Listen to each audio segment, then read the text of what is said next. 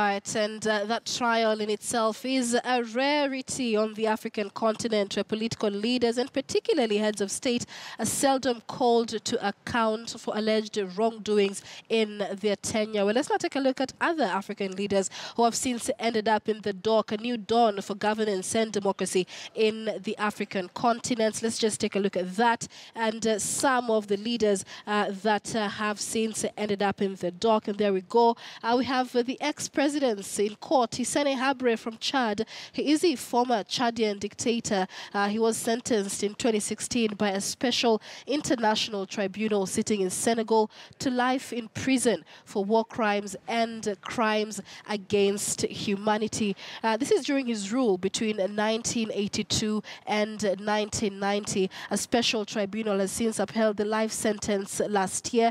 And this was quite an interesting case, considering that the trial happened more than 10 years after his tenure ended. We also have Frederick Chiluba from Zambia. He is Zambia's first democratically elected president. He was charged with stealing nearly $500,000 of public funds after standing down in 2002. He was later acquitted of all charges in 2009 and later died in 2011. But that, he was taken into account there for that alleged wrongdoing.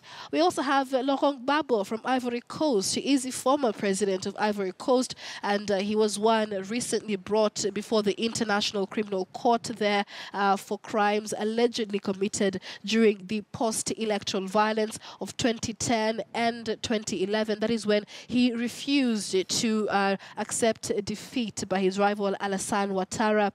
The trial in The Hague began in 2016 and is currently ongoing. That should be one of the most recent there, with heads of state who have been taken to account. We continue following up on that from Ivory Coast.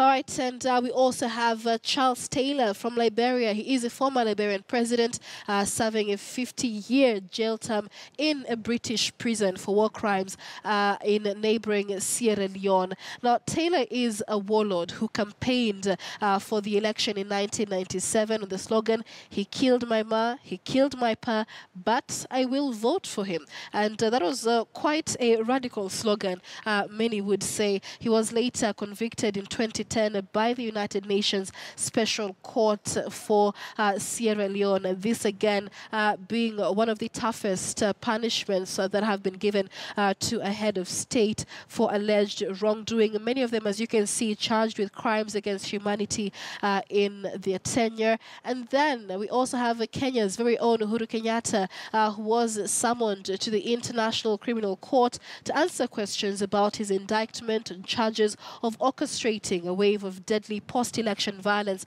that swept Kenya between 2007 and